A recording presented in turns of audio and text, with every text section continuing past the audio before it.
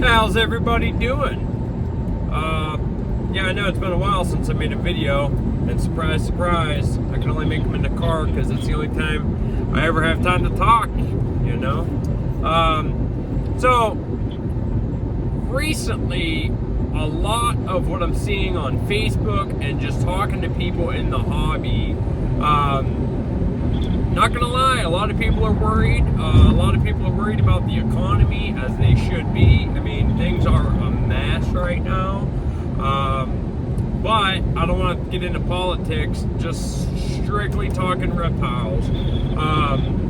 You know, you might see a lot of things changing over the next few months or the next couple years, depending on which way the world goes. You know, unfortunately, we're in a point, you know, some people have to decide whether or not they're going to eat or get gas for their car. You might have to decide whether or not you're going to pay rent or get groceries. A lot of people don't have the money to be going to reptile shows and buying new snakes and lizards and all that good stuff. You know, the hobby that we are in is not a necessity. Of course, breeding rats and you know, having the feeders is a necessity for the people who already have reptiles, but you know, a lot of breeders and a lot of vendors are going to tell you over the last couple years, sales have really gone down for the reptile industry. There's a lot of people leaving the hobby. Of course, there's always been a big, you know, revolving doors of people coming and going all the time. I know people that have completely dove head first and bought dozens of animals just to sell every single one of them 6 months later. And then after, you know, being off for a year, they end up buying more animals and jumping back into the hobby. And, you know, it's always been the case. However, right now, there are a lot more people leaving the hobby than entering the hobby. And there's good reason behind that. You know, the economy is really terrible right now. You know, there's some old cliches I can use that, you know, only the strong survive, and, you know, if you persevere through it, you'll get through it. And yeah, my what the hell am I trying to say? Whatever. But you know what I'm saying. It's a tough time, you know. But besides the economy, let's take you back to before COVID. You go to a reptile show and you see the vendors who are always at their table, always giving people direct eye contact, always asking, how are you doing? You know, would you like to hold something? Always have a smile on their face. Those guys are always the ones that are making the sale. Now, if you look and you see, or if you hear a vendor complaining that they didn't make any sales, or sales are bad, or this, that, and the other, 9 out of 10 times, it's either the prices are too high compared to other animals that he's selling, or other, you know, like animals that people are selling, or the person is just not friendly.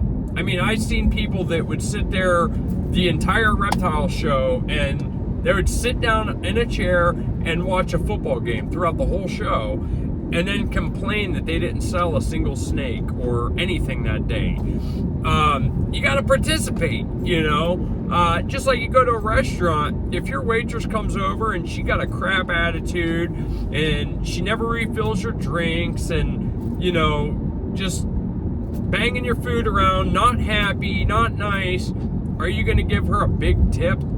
Probably not. I mean, waitresses don't get paid crap, so you should tip them anyway. But still, if you have a waitress to treat you exceptionally well and acts like she actually enjoys helping you, because more than likely she does, you're going to give her a better tip.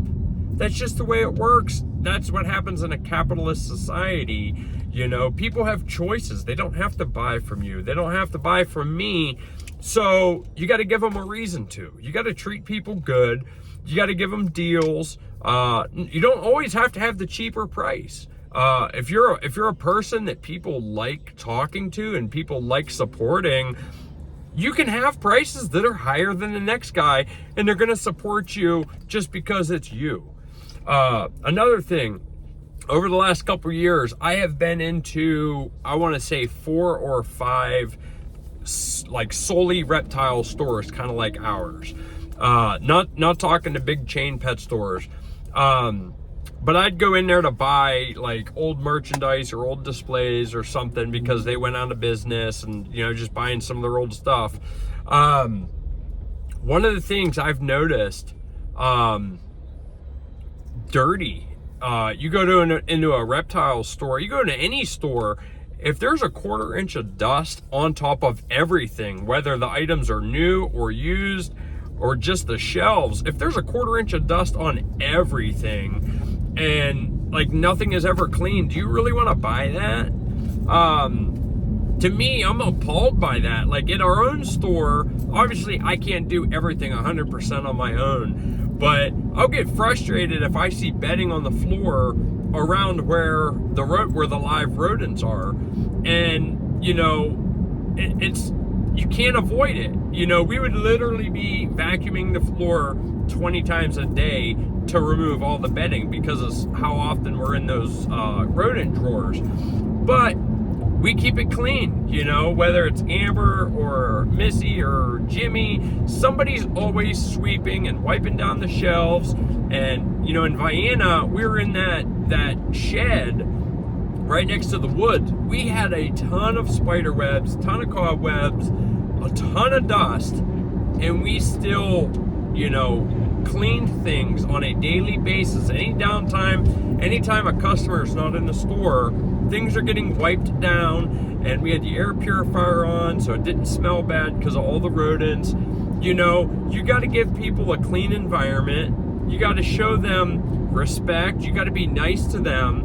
If you treat your customers like garbage, guess what? They're not going to be your customers very long. They're going to go somewhere else.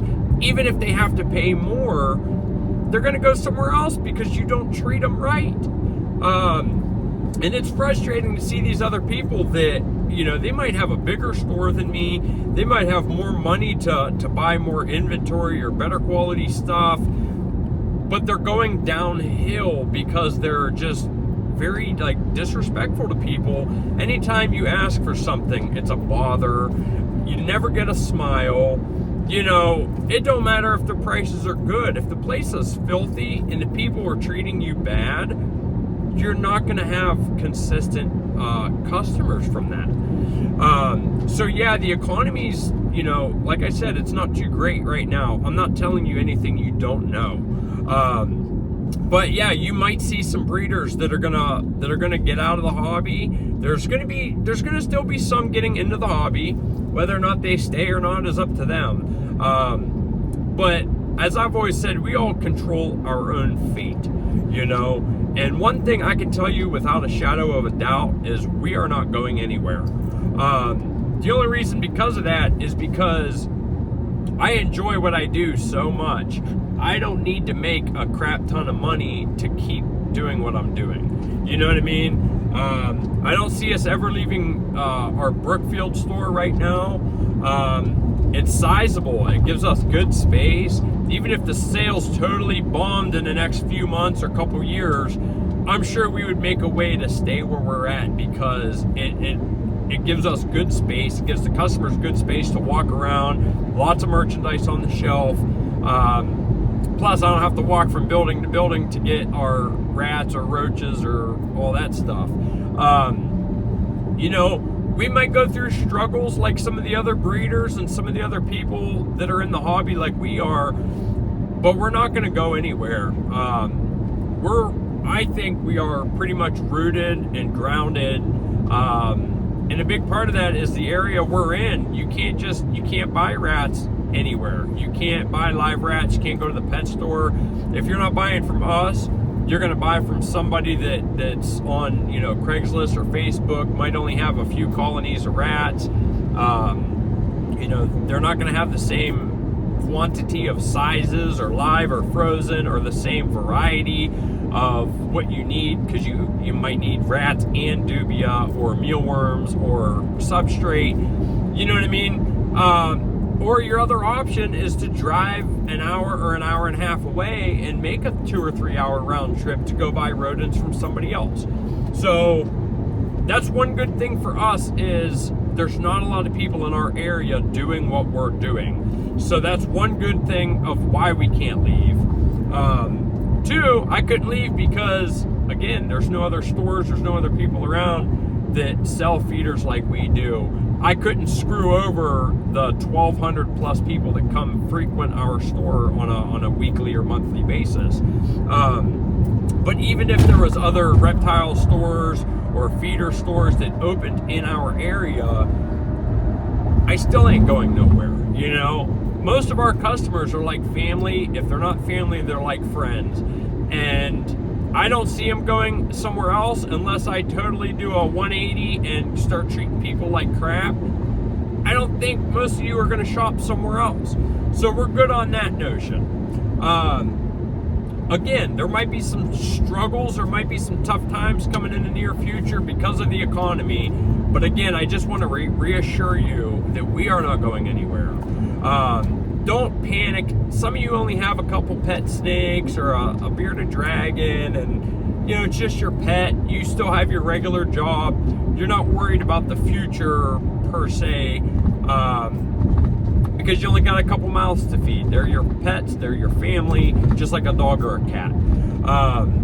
The breeders that are in the hobby, what I say is don't get out. I think if you can hold it out long enough, if you endure long enough, I think the economy is going to get better.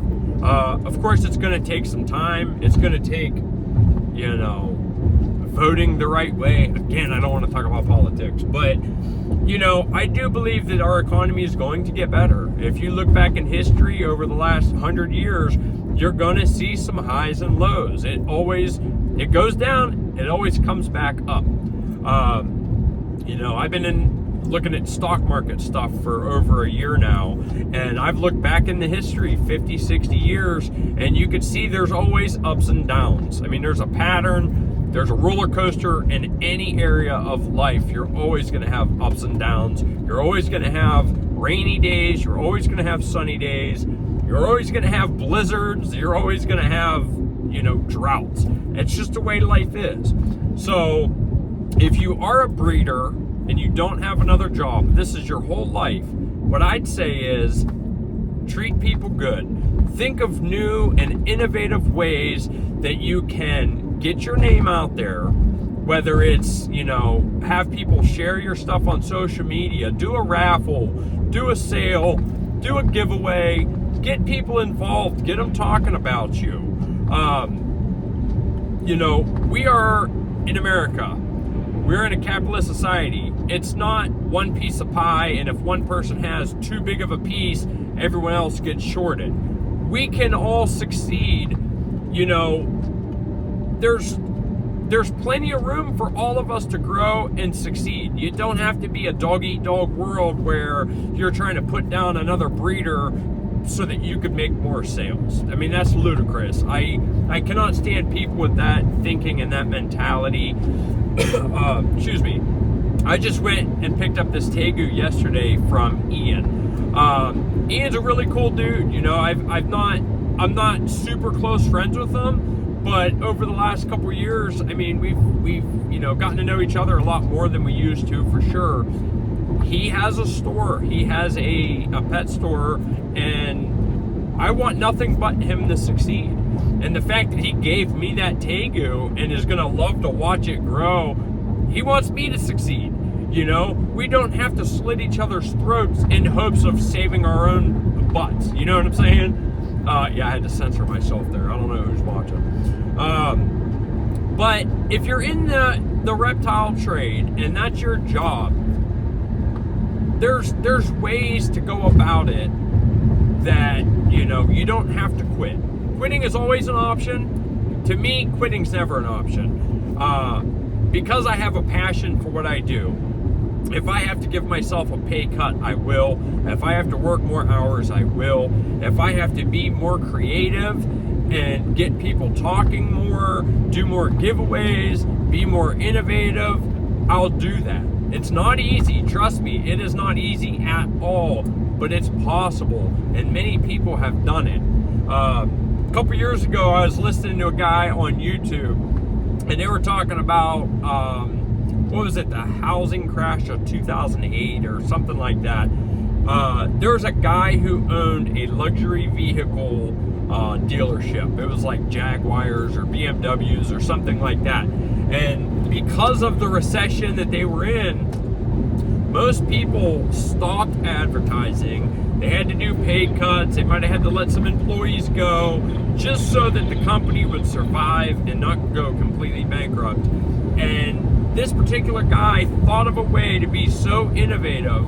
He actually let people test drive these, these high-end vehicles, something I guess he didn't do before. And he put more money into advertising, and he changed direction with how he advertised.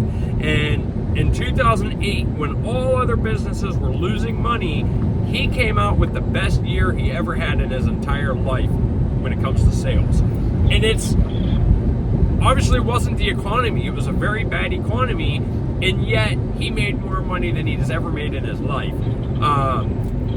It's not always outside things. It's not always, well, it's a bad economy, no one's buying snakes, no one's spending money, no one's doing this, no one's doing that. That's a poor mentality, and it's a poor way of looking at things, because even in the worst struggles, even in the worst times and the worst economy, you can still come out on top. Again, it's not going to be easy, but it's possible.